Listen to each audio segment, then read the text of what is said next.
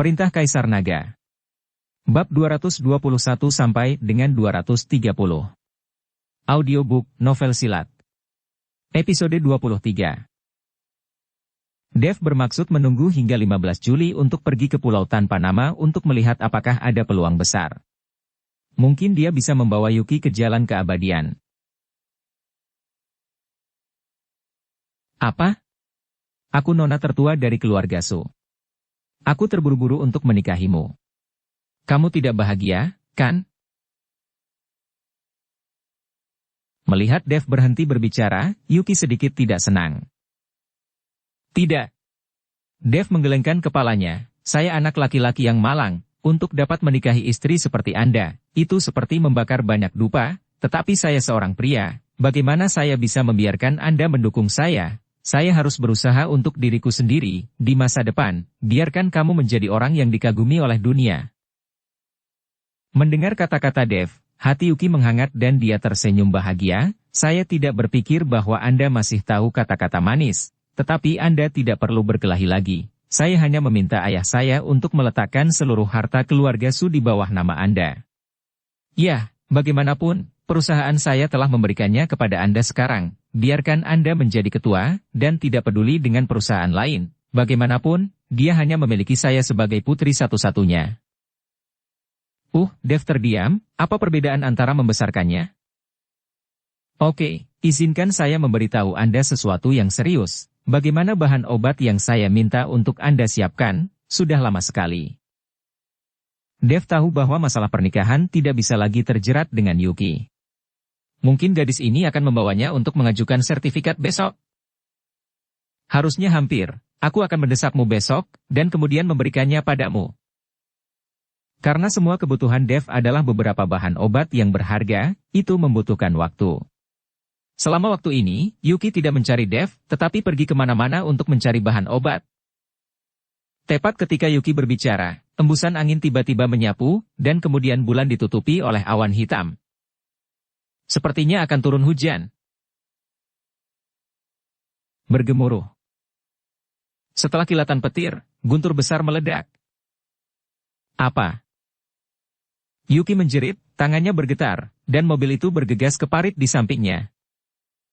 Mata Dev cepat dan dia meraih kemudi, sementara Yuki melemparkan dirinya ke pelukan Dev. Aku takut petir. Tubuh Yuki sedikit gemetar. Dev tidak berpikir bahwa Yuki adalah orang dewasa sehingga dia takut pada guntur, dan tidak bisa menahan senyum dan berkata, "Jika Anda ingin memeluk saya, Anda dapat memberitahu saya secara langsung, mengapa membuat alasan yang konyol." Bah, siapa yang mau memelukmu? Yuki berdiri, menatap tajam ke arah Dev, membuka sabuk pengamannya dan berkata, "Kamu yang menyetir, aku tidak mau." Dev tidak berdaya dan hanya bisa menyetir sendiri. Saat ini sudah turun hujan. Ketika Dev kembali ke Villa Bukit Indah dan hendak mencapai puncak gunung, dia menemukan bahwa di jalan, seorang wanita memegang payung dan sepertinya sedang menunggu seseorang. Dev mengemudikan mobil lebih dekat dan membuka jendela hanya untuk mengetahui bahwa itu adalah Shanshan. Meskipun Shanshan memegang payung, seluruh tubuhnya basah kuyup. Melihat Dev kembali, dia langsung melompat. "Dev, kamu akhirnya kembali, aku sudah lama menunggumu." Shanshan meraih jendela mobil. Saya tahu saya salah, Navarro yang memaksa saya. Jika saya tidak menikah dengannya, dia akan menemukan seseorang untuk membunuh paman dan bibi, saya benar-benar tidak punya pilihan. Dan apa yang aku lakukan padamu juga dihasut oleh Navarro, aku menyesal, aku salah. Aku selalu memilikimu di hatiku, dan aku selalu menyukaimu. Apakah kamu lupa bahwa ketika kita masih kuliah, kita melihat bunga teratai dan bintang bersama? Saat itu, kamu memegang tanganku dan berkata bahwa kamu akan merawatku dengan baik dalam hidup ini, dan kita tidak akan pernah berpisah selama sisa hidup kita. Apakah kamu lupa? Shanshan menatap Dev dengan sedih. Dia tidak tahu apakah itu hujan atau air mata di wajahnya. Melihat Shanshan seperti ini, Dev merasa jijik untuk beberapa saat. Dia sudah tidak memiliki perasaan untuk Shanshan, justru kebencian. Orang seperti ini tidak sebanding dengan emosi sedikit pun, bahkan kebencian. Bagi Dev, Shanshan seperti semut. Siapa yang akan memiliki kebencian yang mendalam untuk semut? Apakah kamu sudah selesai? Aku akan pulang setelah itu. Dev menatap Shanshan dengan dingin. Tidak, aku belum selesai. Shanshan menggelengkan kepalanya dengan paksa. Dev, maafkan aku benar-benar dipaksa, dan aku tidak punya pilihan. Apakah kamu dipaksa? Itu tidak ada hubungannya denganku. Dev mulai menaikkan jendela. Tapi Shanshan menempel di jendela mobil dan tidak mau melepaskannya. Kali ini, Yuki yang duduk di kopilot sangat marah. Dia mengabaikan hujan lebat di luar dan membuka pintu mobil dan berjalan keluar. Apakah kamu tidak malu? Cepat dan lepaskan. Jika kamu berani mengganggu suamiku, aku akan menemukan seseorang untuk mematahkan kakimu. Percaya atau tidak? Yuki berteriak pada Shanshan, dan kemudian memandang Shanshan dengan jijik. Kamu pikir kamu adalah apa? Dibandingkan denganku, bagaimana kamu lebih baik dariku? Apakah kamu lebih kaya dariku? Apakah kamu lebih kuat dariku? Atau apakah kamu lebih cantik dariku? Tidak sebaik aku dimanapun. Mengapa Dev harus memaafkanmu dan memilihmu? Kuda yang baik tidak ingin melihat ke belakang. Karena kamu tidak tahu bagaimana cara menghargainya, sudah terlambat untuk memohon padanya sekarang. Pergilah. Yuki menendang Shanshan dengan keras, dan langsung menjatuhkan Shanshan. Shanshan memandang Yuki dengan marah, tetapi dia tidak berani mengatakan sepatah kata pun, dia juga tidak memiliki wajah untuk mengatakannya. Yuki benar, dia tidak sebaik dia, mengapa Dev memilih dirinya? Melihat bahwa Shanshan diam, Yuki kembali ke kopilot dan membanting pintu hingga tertutup. Jalan. Dev memandang Yuki dengan senyum di sudut mulutnya, dan bergegas keluar dengan tendangan pedal gas. Dev. Hancur. Shanshan meraung, tetapi Dev tidak memperdulikannya sama sekali. Shanshan selalu berpikir bahwa Dev dilindungi oleh Yuki, dan Yuki meninggalkannya, jadi Dev tidak perlu takut, tetapi dia tidak pernah berpikir bahwa dia telah menjadi badut. Apakah itu Huan Su atau Yansen, itu bukan keluarga Su yang memiliki kemampuan untuk mengundangnya.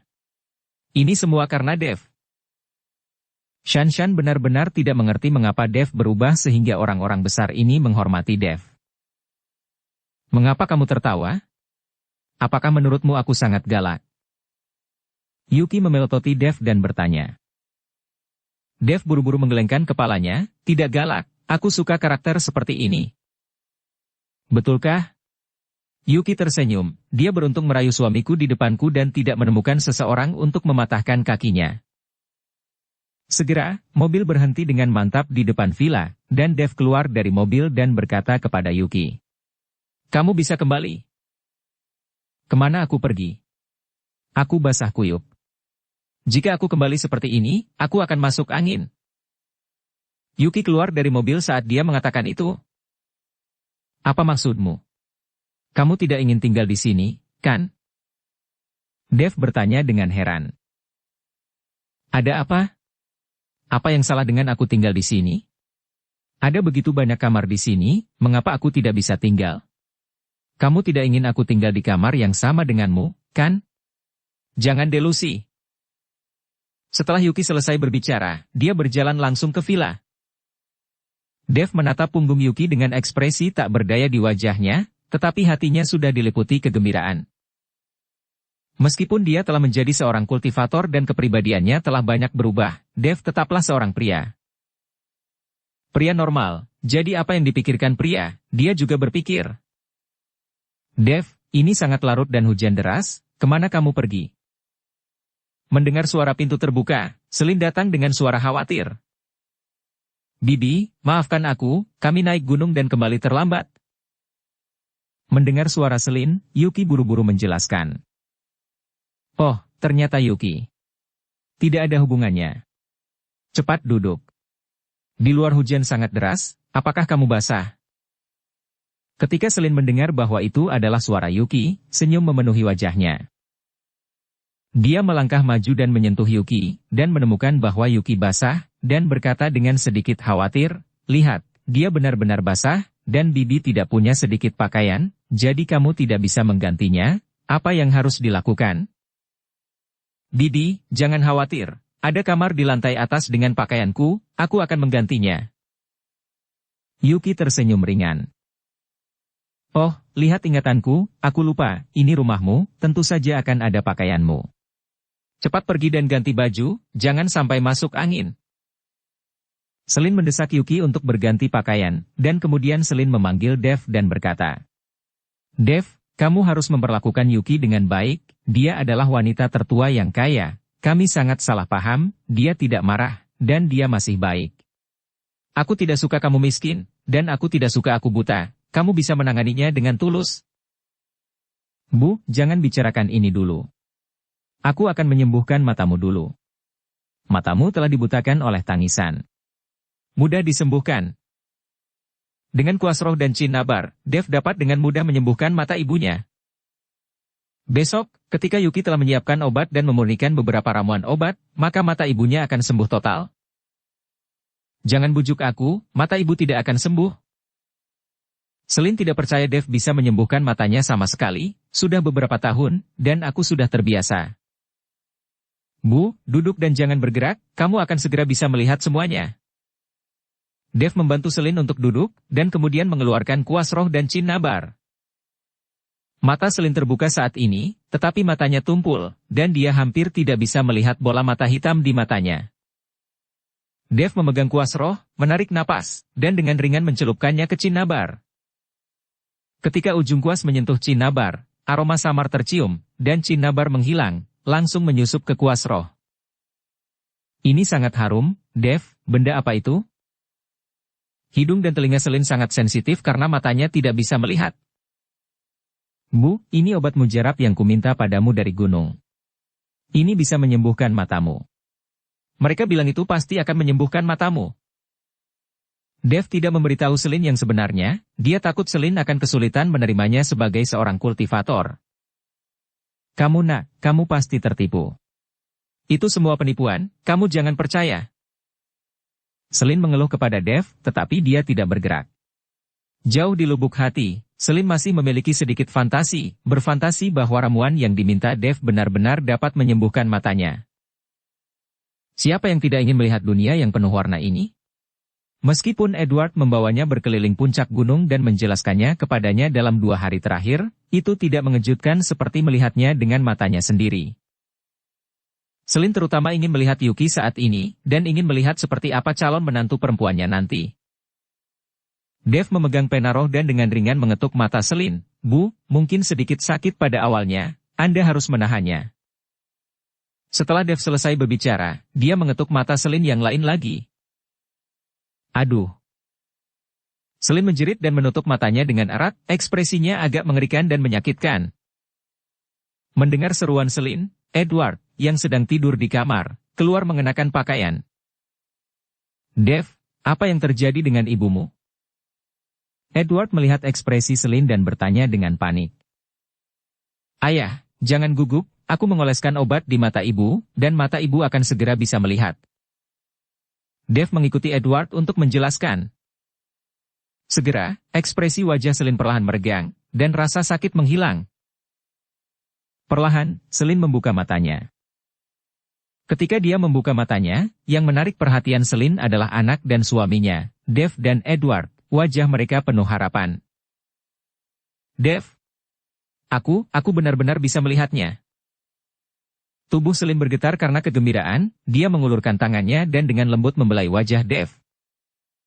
Bu, apa kataku, itu pasti akan menyembuhkan matamu. Dev sangat senang ketika dia melihat bahwa ibunya dapat melihatnya. Nyonya tua, bisakah kamu benar-benar bisa melihat? Wajah Edward penuh kejutan, dan tangannya bergetar di depan Selin. Ya, aku bisa melihatnya. Selin mengangguk putus asa, jangan berjabat tangan di depanku, dan janggutmu, aku menyuruhmu bercukur sekali sehari, lihat berapa lama kamu tidak mencukurnya. Edward menyentuh janggutnya, wajahnya langsung menjadi bersemangat, dia memeluk Selin, Nyonya tua, hebat, kamu benar-benar bisa melihat. Edward, seorang pria maco, sangat bersemangat sehingga matanya merah pada saat ini. Melihat orang tuanya bahagia, Dev juga tersenyum penuh arti. Dia belum pernah melihat orang tuanya bertengkar sejak dia masih kecil. Meskipun ayahnya macho dan dogmatis, Dev bisa melihat perasaannya terhadap Celine. Hanya saja Edward tidak suka berekspresi. "Apa yang kamu lakukan? Anakku masih menonton." Celine mendorong Edward sedikit malu-malu. "Hahaha, Nona tua, aku akan membawamu keluar untuk melihat pemandangan di sini, itu sangat indah." Edward tertawa dan menarik Celine keluar untuk melihat pemandangan di puncak gunung. "Apa yang membuatmu begitu bahagia?" Yuki berubah menjadi gaun putih dan berjalan turun. Celine melihat suara itu, dan ketika dia melihat Yuki, dia tercengang. Dia telah membayangkan penampilan Yuki berkali-kali. Tetapi pada saat ini, Celine tercengang. Pada saat ini, dia memandang Yuki, tidak hanya cantik, tetapi seperti peri. "Yuki, kamu sangat cantik." Celine tidak bisa tidak memuji. Yuki, yang turun ke bawah, mendengar pujian Celine, dan tidak bisa menahan diri untuk tidak terkejut. "Bibi, bisakah kamu melihat?" "Ya, aku bisa melihat. Aku pernah membayangkan betapa cantiknya kamu, tetapi sekarang aku melihatmu, kamu jauh lebih indah dari yang aku kira. Kamu seperti peri." Celine melangkah maju dan meraih tangan Yuki dan berkata. Yuki tersipu, "Bibi, jangan memujiku seperti itu, aku malu." "Bibi tidak memujimu, kamu benar-benar terlalu cantik, biarkan Bibi perhatikan kamu baik-baik." Celine memandang Yuki dengan hati-hati, membuat Yuki sangat malu. Bukankah ayahku akan mengajakmu keluar untuk melihat pemandangan malam? Kebetulan sudah tidak hujan, kamu bisa pergi dan melihat, itu sangat indah." Dev berkata kepada Celine. Celine melihatnya seperti ini, diperkirakan Yuki akan malu. "Ya, saya akan membawa Anda keluar untuk melihat. Anda dapat melihat seluruh pemandangan malam Hongcheng dari sini, sangat indah." Edward melangkah maju dan meraih Celine dan berkata. Celine langsung tergerak ketika mendengarnya, dan berkata kepada Yuki. "Yuki, sudah terlambat hari ini, jangan pergi, tidur saja di sini, dan Bibi akan membuatkanmu sarapan besok." Celine ditarik oleh Edward. Dev memandang Yuki dan bertanya. "Kamu tidak benar-benar ingin tidur di sini, kan?" "Tentu saja aku ingin." Yuki mengangguk. "Saya pergi ke atas untuk tidur. Jika saya tidak bisa bangun besok, ingatlah untuk membangunkan saya." Melihat Yuki menaiki tangga, saat dia naik lebih tinggi dan lebih tinggi, paha putih Yuki semakin nampak. Dev tidak bisa menelan seteguk air liur, berbalik dan berjalan ke kamarnya. Dia tidak berani melihat itu, karena takut dia tidak bisa menahannya. Melihat Dev pergi, Yuki tidak bisa menahan diri untuk tidak menoleh dan cemberut dengan marah. "Idiot." Pagi selanjutnya, Dev masih tenggelam dalam latihannya. Setelah memiliki pelat bintang 7, kecepatan latihan Dev jauh lebih cepat. Selama periode waktu ini, latihan ditunda, dan Dev harus bergegas untuk mengejar ketinggalan. Hanya saja dengan peningkatan kekuatan, Dev memiliki lebih banyak persyaratan untuk berbagai sumber daya. Sepanjang malam, kebencian yang tersimpan di cermin 7 bintang memberikan sebagian besar energi spiritual, tetapi kekuatan Dev tidak meningkat banyak. Ini tidak sebagus Ganoderma Lucidum. "Bangun, sinar matahari sudah terik. Kamu terlalu malas." Yuki menggedor pintu Dev dengan keras.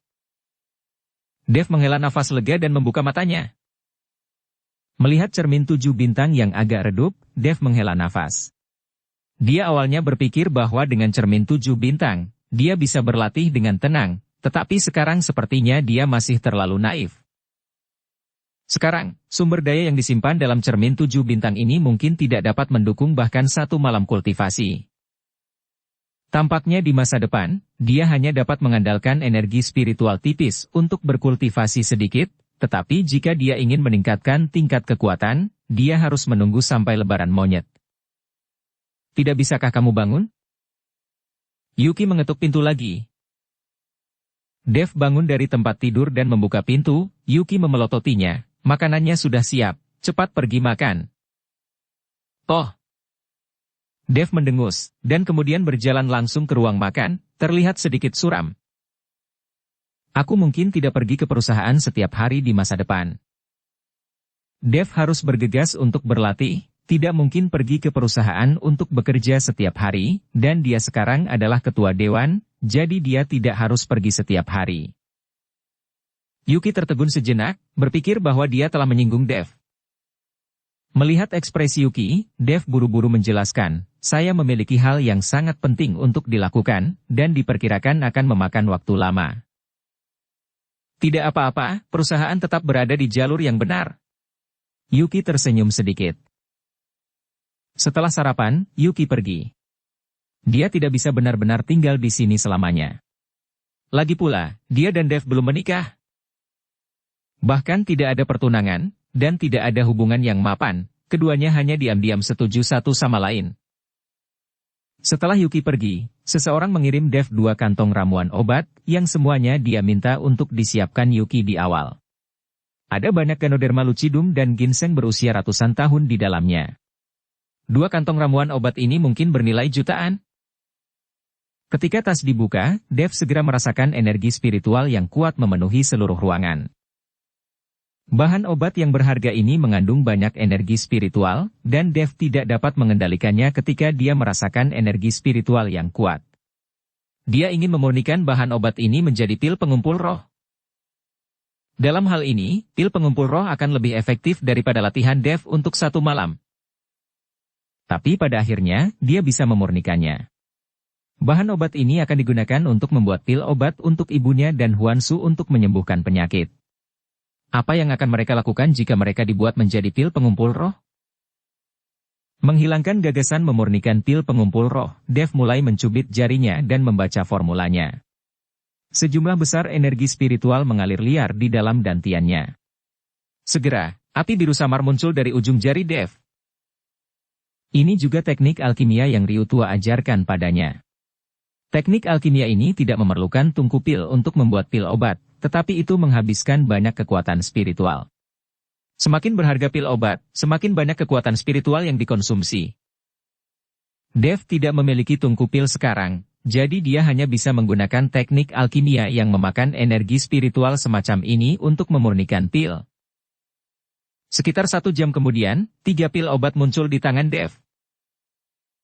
Salah satu pil terkecil adalah pil kohesif yang Dev gunakan untuk memurnikan dari bahan obat yang tersisa. Pil kohesif semacam ini sangat umum, dan ini bukan pil yang berharga, tetapi setelah memakannya, itu dapat membuat orang mengumpulkan energi mereka dan memusatkan energi mereka. Kekuatan instan meningkat banyak. Setelah berpikir sebentar, Dev memanggil Yansen dan hendak memberi Yansen pil kohesif. Bagaimanapun, Yansen juga bawahannya. Dia selalu dipukuli, dan dia juga malu. Setelah menerima telepon dari Dev, Yansen hendak pergi ke Villa Bukit Indah untuk menemui Dev. Kamu tidak perlu datang, aku akan pergi ke kamu di mana sekarang? Dev tidak ingin Yansen datang ke rumah. Lagi pula, orang tuanya ada di sana, jadi itu sangat tidak nyaman. Tuan Chen, saya berada di kamar pribadi 307 dari restoran pastoral di Jalan Hongfu. Yansen segera berkata. Oke, tunggu aku. Setelah Dev selesai berbicara, dia menutup telepon. Dev tahu tentang Jalan Hongfu, yang merupakan jalan makanan terbesar di Hongcheng, dengan banyak restoran dan kedai teh. Menyusul pengumuman Selin bahwa dia tidak ada di rumah untuk makan siang, Dev keluar dan naik taksi langsung ke restoran pastoral. Selain memberi Yansen pil obat, Dev juga berbicara dengan Yansen tentang beberapa hal. Taksi berhenti di depan restoran pastoral. Setelah Dev keluar dari mobil, dia memberi sopir ongkos, dan taksi pergi. Ada banyak mobil mewah yang diparkir di depan restoran pastoral. Pada saat ini, sebuah Mercedes-Benz baru saja diparkir di depan Dev. Sial, bukankah ini Dev? Kapan kamu keluar? Kudengar dia di penjara. Setelah jendela diturunkan, seorang pria muda dengan anting-anting menjulurkan kepalanya. Orang ini adalah teman sekelas kuliah Dev, namanya Hang Yuan. Saat masih sekolah, kondisi keluarga Hang Yuan baik-baik saja. Keluarganya memiliki sebuah pabrik kecil. Dev, bukankah terlalu lusuh bagimu untuk berpakaian seperti ini di reuni kelas? Seorang gadis di kopilot juga menoleh dan menatap Dev dengan jijik. Gadis ini juga merupakan teman sekelas Dev, bernama Jocelyn Liu. Dia sudah berpacaran dengan Hang ketika dia masih kuliah, dan dia masih bersama hingga sekarang. Dev tidak mengenakan pakaian yang dibelikan Yuki untuknya hari ini. Meskipun setelan itu sangat bagus, selalu canggung bagi Dev untuk memakainya, dan itu tidak senyaman pakaian kasual lamanya. Oke, dia baru saja keluar dari penjara, enaknya pakai baju, kurasa ini yang terbaik di keluarganya. Setelah Hang selesai berbicara, setelah memarkir mobil, dia keluar dari mobil dan menatap Dev. Siapa yang memberitahumu tentang reuni kelas ini? Aku tidak ingat seseorang memberitahumu. Aku di sini bukan untuk reuni kelas. Setelah Dev selesai berbicara, dia berjalan menuju restoran pastoral. Dukung channel Novel Silat dengan subscribe, follow, like, komen dan share. Kamu tidak datang ke pesta, apakah kamu masih di sini untuk makan? Kamu tidak terlihat seperti kamu bisa makan di sini. Lebih baik kamu mengakuinya, apakah kamu mendengar bahwa ada reuni kelas dan datang untuk makan gratis? Tidak usah malu, mereka semua teman sekelas, tidak ada yang perlu malu, makanan ini diundang oleh Yuna. Saya mendengar bahwa Shanshan dari kelas kami juga datang.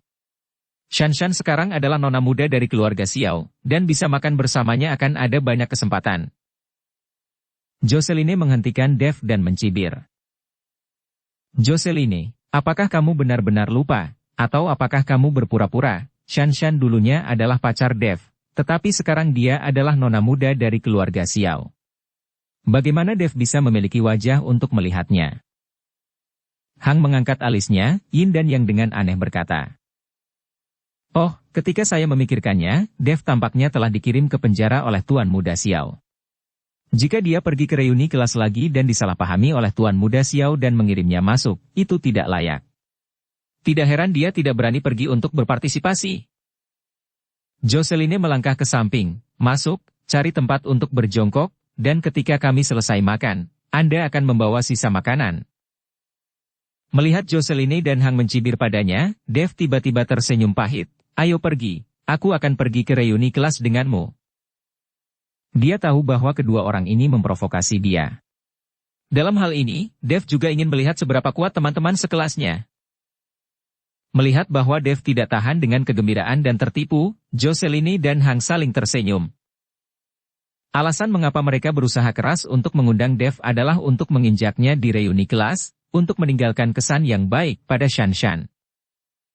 Sekarang Shanshan adalah nyonya muda dari keluarga Xiao, dan perusahaan Hang bekerja dengan keluarga Xiao, jadi dia berharap untuk mendapatkan lebih banyak proyek dari keluarga Xiao melalui Shanshan. Keduanya membawa Dev ke kotak, dan setelah membuka pintu, mereka menemukan bahwa ada 7 atau 8 orang yang duduk di dalam, termasuk Yuna yang sedang menjamu tamu. Hang, Joseline, kalian berdua datang terlambat, dan kalian akan dihukum dengan 3 cangkir sebentar lagi. Kudengar kamu membeli Mercedes-Benz? Itu sangat keren. Kamu sudah mengendarai Mercedes-Benz ketika kamu masih muda. Kamu dan Joseline benar-benar masih bersama, kupikir kamu akan berpisah setelah lulus. Setelah masuk, banyak orang mengikuti Hang untuk menyapa, bagaimana Hang bisa menjadi bos kecil sekarang? Dev, kenapa kamu di sini? Yuna mengerutkan kening setelah melihat Dev. Beberapa waktu lalu, setelah Jackie dan beberapa lainnya dipukuli oleh Dev, Yuna menjadi jauh lebih jujur. Oh, kami bertemu dengannya di luar, jadi kami masuk bersama. Bagaimanapun, kami semua adalah teman sekelas, dan kami semua mengenalnya. Hang berkata dengan senyum tipis. Pada saat ini, semua orang menemukan Dev di belakang Hang. Melihat pakaian Dev, semua orang menunjukkan beberapa penghinaan di mata mereka. Hanya satu anak laki-laki yang berdiri dan berkata dengan sedikit bersemangat, Kakak Chen, kapan kamu keluar? Jelas, anak ini juga tahu tentang penahanan Dev. Ernie? Apakah kamu di sana juga? Dev sedikit terkejut ketika dia melihat bocah ini. Anak laki-laki ini bernama Ernie Chen, dia juga teman sekelas Dev, dan dia tinggal di asrama yang sama dengan Dev. Karena mereka berdua memiliki nama marga Chen, mereka memiliki hubungan yang baik. Namun, ketika dia di sekolah, kondisi keluarga Ernie Chen tidak terlalu baik, dan dia sering dibantu oleh Dev, sehingga Dev tidak pernah berpikir bahwa Ernie Chen akan berpartisipasi dalam reuni kelas ini. Bagaimanapun, reuni kelas saat ini telah mengubah sifatnya. Orang melakukannya karena uang, dan kemudian pamer. Kakak Chen, aku belum melihatmu selama beberapa tahun. Aku merindukanmu sampai mati. Cepat dan duduk. Ernie menarik Dev untuk duduk di sampingnya, dan kemudian bertanya dengan penuh semangat. Kakak Chen, kamu sudah keluar, kenapa tidak memberitahu saudaramu, jadi aku bisa pergi dan membersihkan debu untukmu? Aku baru saja keluar selama beberapa hari. Ini terlalu merepotkan, jadi aku tidak mau mengganggumu. Dev tersenyum sedikit, dan suasana hatinya jauh lebih baik. Dia awalnya berjanji pada Hang untuk menghadiri reuni kelas, hanya untuk melihat betapa sombongnya teman-teman sekelas ini, dan kemudian menampar wajah mereka, tetapi sekarang melihat Ernie, Dev merasa bahwa dia sedikit senang. Makan di meja bersama para tahanan reformasi perburuhan, apakah dia benar-benar sial? Beberapa teman sekelas berbisik, tetapi semua orang bisa mendengarnya. Tentu saja, Dev tidak terkecuali. Dia menatap teman sekelasnya dengan dingin, tetapi dia tidak marah. Sementara teman sekelas lainnya semua memandang Dev dengan mencibir. Ernie tampak malu, dan buru-buru menarik Dev dan berkata, Kakak Chen, kamu baru saja keluar, apakah kamu menemukan pekerjaan? Belum. Dev menggelengkan kepalanya. Mengapa kamu tidak mengikuti saya? Saya memiliki tim kontraktor kecil di bawah komando saya. Saya adalah kaptennya. Meskipun pekerjaannya berat, Anda bisa mendapatkan 3 atau 500 yuan sehari. Alasan mengapa Ernie Chen datang untuk berpartisipasi dalam pesta ini adalah untuk mengandalkan hubungan dengan teman sekelas dan menghubungi titik teknik. Erga, Presiden Serikat Mahasiswa kita yang bermartabat, maukah dia melakukan pekerjaan kasar itu denganmu? Kamu juga disebut tim buruh kontrak? Kamu juga kapten bajingan, dan ada beberapa pekerja di bawah komandonya. Kamu merasa seperti kamu sangat sombong? Hang sedang merokok, meletakkan kunci mobil Mercedes-Benz di depannya, dan bertanya dengan jijik pada Ernie Chen. Ernie tiba-tiba tersenyum pahit, dan buru-buru berkata, ikuti saudara Hua, tentu saja saya tidak menghitung apa-apa, dan saya akan mengandalkan saudara Hua untuk memberi hadiah kepada saudara untuk makan di masa depan. Ernie Chen tersenyum, dan dengan sopan menyalakan api rokok Hang. Hang sangat menikmati sikap Ernie Chen, mengangguk dan berkata, mudah untuk mengatakannya, hanya satu dari proyek saya akan cukup untuk Anda bisa makan selama setahun. Terima kasih banyak, saudara Hua, ini kartu nama saya. Ernie Chen menyerahkan kartu nama itu kepada Hang, dan Hang hanya meliriknya dan melemparkannya ke atas meja. Hang mengambil napas dalam-dalam dari rokoknya, dan kemudian menyemburkannya ke Dev. Dev, Anda juga Presiden Serikat Mahasiswa saat itu, dan demi teman sekelas kami, saya akan menemukan Anda posisi seorang penjaga keamanan di perusahaan kami. Dengan cara ini saya dapat menggantikan Mastiff Tibet yang menjaga pintu. Anda harus tahu bahwa Mastiff Tibet saya tidak murah, sayang sekali untuk menjaga pintu. Begitu kata-kata Hang jatuh, semua orang tertawa. Dan Yuna itu juga yang paling banyak tertawa. Pada awalnya, dia masih membenci Dev, tetapi sekarang tampaknya Dev benar, jika tidak, bagaimana Anda bisa melihat Dev malu? Hang, Dev jauh lebih kuat dari Tibet Mastiffmu. Dia belajar sedikit kungfu di penjara, tapi dia sangat bagus, dia bahkan mematahkan kaki Jaki teman sekelas kita. Yuna berkata sambil mencibir saat ini. Ketika mereka mendengar bahwa Dev telah mematahkan kaki Jaki, beberapa teman sekelas memandang Dev dengan tidak percaya. Mampu mematahkan kaki Jaki benar-benar lebih baik daripada Tibet Mastiffku. Sepertinya aku perlu memberinya uang tambahan. Hang memandang Dev dan tersenyum dingin. Percaya atau tidak, kakimu juga aku patahkan. Dev memandang Hang dan berkata dengan acuh tak acuh. Apa yang kamu katakan? Katakan sesuatu yang lain jika kamu memiliki kemampuan. Begitu Hang mendengarnya, dia berdiri dan mengambil sebotol anggur, menatap Dev dan bertanya. Kakak Hua, jangan marah, kakak Chen bercanda denganmu. Melihat Hang marah, Ernie buru-buru berdiri untuk menghentikannya dan berkata dia baik-baik saja. Hang, ini jalan Hongfu. Seluruh jalan dikuasai oleh Tuan Harimau, dan restoran pastoral ini juga dimiliki oleh Tuan Harimau. Anda membuat masalah di sini, hati-hati untuk menyinggung Tuan Harimau. Seorang teman sekelas membujuk Hang. Apa yang kamu takutkan? Sepupuku adalah manajer restoran pastoral ini. Aku bisa melakukan apapun yang aku mau di sini. Hang berkata dengan ekspresi jijik. Mendengar apa yang dikatakan Hang, semua teman sekelas melirik dengan iri. Hang benar-benar hebat, dan dia memiliki sepupu yang sangat kuat. Dengan cara ini, sepupu Hang adalah orang dari Tuan Harimau, dan posisi ini tidak biasa. Sekarang aku bisa merasa nyaman. Dengan Hang di sini, kita bisa berjalan menyamping. Semua orang memujimu Hang, tetapi Hang memiliki ekspresi puas di wajahnya. Di masa depan, jika kamu pergi ke Jalan Hongfu lagi, jika sesuatu terjadi, hubungi aku, dan aku bisa menyelesaikan semuanya untukmu. Pernikahanku dengan Jocelyn juga akan diadakan di sini. Semua orang akan datang untuk berpartisipasi. Pasti, kami yakin. Semua teman sekelas mengangguk putus asa, dan Yuna juga mengerti mengapa Hang merekomendasikannya untuk datang ke sini untuk reuni kelas. Tampaknya makanan ini tidak membutuhkan banyak biaya, dan mungkin gratis. Memikirkan hal ini, Yuna sangat gembira. Pada saat ini, Yansen menelepon Dev dan menunggu Dev. Melihat Dev belum datang, Yansen menelepon dan bertanya. Tuan Chen, apakah Anda sudah di sini? Yansen bertanya dengan suara rendah. Tunggu. Dev baru saja mengucapkan dua kata dan menutup telepon. Kakak Chen, siapa yang menelepon? Apakah ada sesuatu untuk kamu lakukan? Jika ada sesuatu, pergilah. Ernie mencari langkah untuk Dev. Dev menyinggung Hang. Jika dia tinggal, saya khawatir itu tidak akan ada gunanya.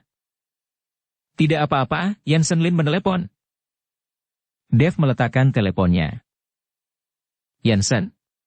Ernie Chen tercengang dan merasa bahwa nama itu familiar, tetapi dia tidak dapat mengingatnya untuk sementara waktu, tetapi segera Ernie mengingatnya dan bertanya dengan santai. Apakah itu pemilik restoran pastoral ini, Yansen Lin? Seharusnya itu dia. Dev mengangguk. Alasan mengapa Dev tidak yakin adalah karena dia benar-benar tidak tahu apa properti lain di bawah nama Yansen. Dia hanya tahu bahwa Yansen mengelola aula harimau. Tetapi memikirkan aula sebesar itu, jika tidak ada industri di bawah namanya, benar-benar tidak ada cara untuk mengembangkannya, jadi tidak mengherankan bahwa Yansen memiliki restoran dengan namanya. Engah. Hahaha. Kamu benar-benar membuatku tertawa. Kamu mengatakan bahwa Tuan Harimau meneleponmu, dan kemudian kamu meminta Tuan Harimau untuk menunggu? Tidak ada hal seperti kamu berpura-pura memaksa sedikit. Hang baru saja menyesap air dan menyemprotkannya. Teman-teman sekelas lainnya juga tertawa terbahak-bahak, dan Jocelyn menyipitkan mata dan berkata, saya pikir Anda sangat berbudi luhur. Saya khawatir Anda bahkan belum melihat wajah Tuan Harimau. Beraninya Anda mengatakan bahwa Tuan Harimau menelepon Anda. Di antara orang-orang ini, hanya Yuna yang tahu bahwa Dev telah bertemu Yansen di pernikahan Shanshan. Tapi apa hubungan antara Dev dan Yansen, dia tidak tahu. Ernie menyesal bahwa dia baru saja menanyakan kalimat itu, dan menatap Dev dengan meminta maaf, tetapi wajah Dev tidak banyak berubah. Kegentingan. Pada saat ini, pintu kotak didorong terbuka, dan Shanshan masuk mengenakan gaun cantik dan menginjak sepatu hak tinggi, tampak seperti permata. Shanshan ada di sini? Semakin cantik. Pakaian Shanshan mahal, kan? Dan kalung serta anting-anting ini. Benar saja, dia wanita muda yang kaya, dan dia berpakaian berbeda dari kita. Melihat Shanshan datang, banyak teman sekelas bangkit dan memuji, yang juga membuat Shanshan sangat menikmati. Padahal, pakaiannya hanya murah, dan perhiasannya palsu. Navarro menendangnya dan mengambil kembali semua yang dia berikan, termasuk rumah pernikahan di Villa Bukit Indah. Kalau tidak, dia tidak akan berada di tengah hujan di malam hari. Memohon ke Dev untuk bersatu kembali.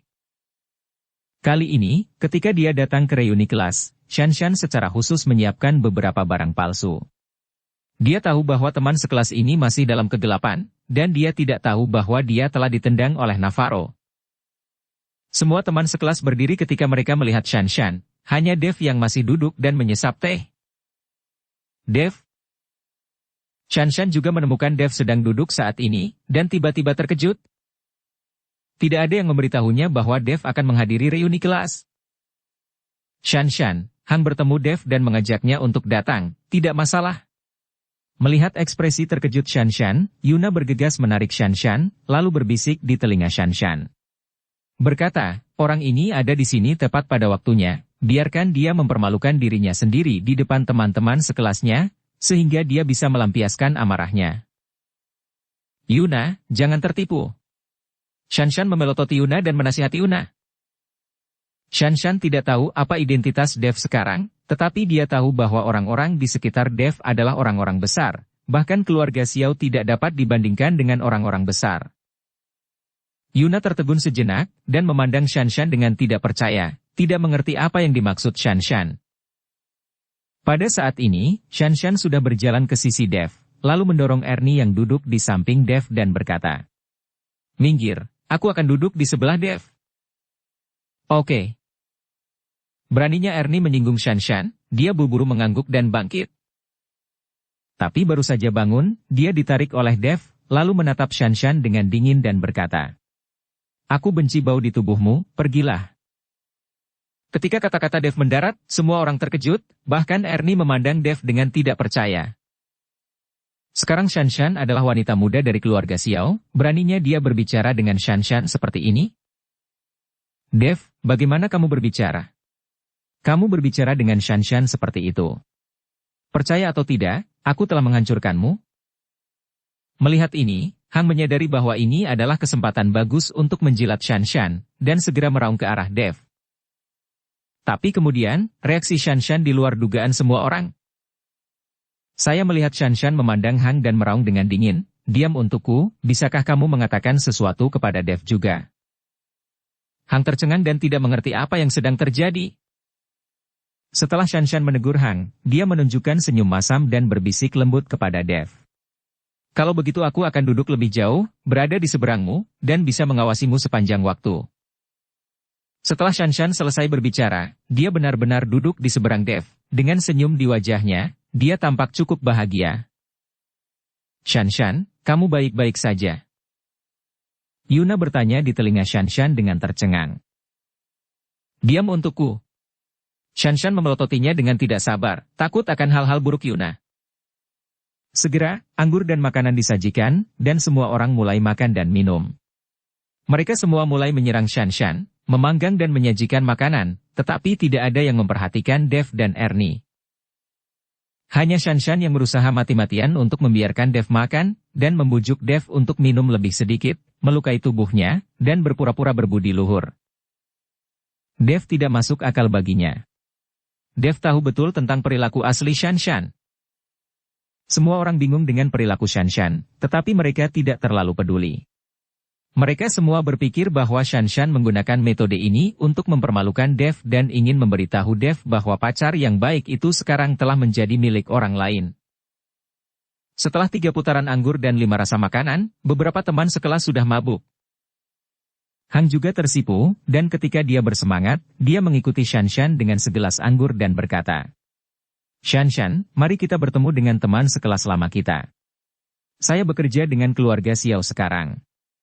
Anda adalah nona muda dari keluarga Xiao. Hanya beberapa kata, bantu aku mendapatkan beberapa proyek lagi." Teman-teman sekelas lama sangat berterima kasih di sini. Setelah Hang selesai berbicara, dia meminum semuanya.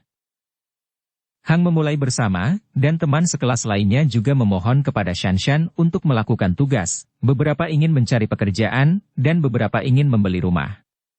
Bagaimanapun, mereka datang untuk berpartisipasi dalam reuni alumni dan memuji Shanshan untuk suatu tujuan. Shanshan sangat malu saat ini, tetapi dia tidak dapat secara langsung mengatakan bahwa dia tidak ada hubungannya dengan Navarro. Itu akan terlalu memalukan, dan teman sekelas ini akan mengubah sikap mereka dalam sekejap untuk keluarga Xiao. Aku akan mengusahakannya. Shanshan hanya bisa setuju dengan wajah malu. "Shanshan, ayo kita berkumpul dengan teman sekelas lama kita, kenapa kamu tidak mengundang Tuan Muda Navarro juga? Banyak teman sekelas kita yang belum pernah melihat Tuan Muda Navarro." Yuna menyarankan. Begitu Yuna mengatakannya, banyak siswa mengikutinya. Ya, aku belum melihat seperti apa Tuan Muda Navarro, dia pasti pria yang tampan. Mampu makan dengan putra tertua keluarga Xiao, kali ini beberapa dari mereka terpesona.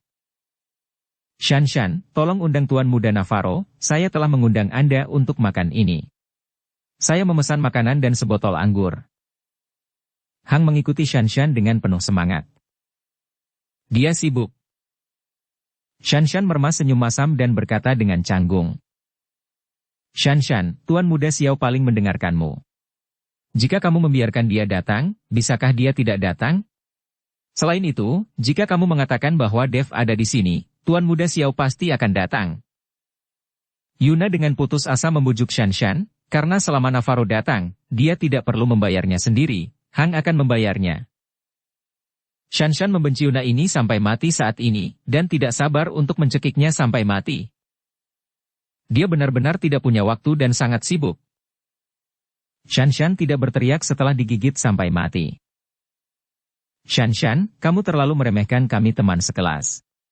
Tidak apa-apa membiarkan Tuan Muda Navarro datang dan menunjukkan wajahnya, itu tidak akan memakan waktu beberapa menit. Yuna juga cemas, karena dia lebih baik daripada Shan, jadi nadanya agak berat. Shan tutup mulut. Dia tidak memiliki kemampuan untuk menelepon Navarro sekarang, dan dia takut dia akan mendapatkan omelan yang buruk setelah melalui telepon. Tepat ketika semua teman sekelas membujuk Shan dan Shan acuh tak acuh, Dev berbicara dengan ringan. Panggil Navarro dan minta dia datang. Dev bahkan tidak melihat ke arah Shan, itu lebih seperti berbicara dengan udara. Semua orang tercengang dan menatap Dev, tetapi Hang mencibir dan berencana untuk mengejek Dev. Tetapi sebelum dia bisa mengatakan apa-apa, dia melihat bahwa Shan mengeluarkan ponselnya karena malu, dan kemudian menelepon. Segera panggilan itu terhubung, dan Shan berjalan ke sudut kotak. Bajingan busuk, bukankah aku mengatakan bahwa kamu tidak diizinkan meneleponku, percaya atau tidak, aku mematahkan kakimu. Raungan Navarro datang dari sisi yang berlawanan. Sejak dia kembali hari itu, Navarro telah khawatir sepanjang hari, karena takut Dev akan berurusan dengannya, dan ayahnya Robert bahkan lebih khawatir, mencoba mencari cara untuk meringankan hubungan antara keluarga Xiao dan Dev, meskipun belum terlambat bagi seorang pria untuk membalas dendam selama 10 tahun, tetapi harus selama itu. Jika Dev bergerak melawan keluarga Xiao sekarang, keluarga Xiao akan benar-benar berakhir. Orang-orang besar seperti Elias Gu dan Yansen menghormati Dev. Siapa keluarga Xiao mereka? Hanya dengan satu kata dari Dev, keluarga Xiao akan segera jatuh. Navarro, aku menghadiri reuni kelas. Aku harap kamu bisa datang juga. Shan berkata sambil sedikit gemetar. Aku berpartisipasi dalam kentut. Dev ada di sini, dia memintaku untuk meneleponmu. Shan buru-buru memindahkan Dev keluar. Bersambung ke episode 24. Dukung kami dengan subscribe, follow, like, komen dan share. Terima kasih.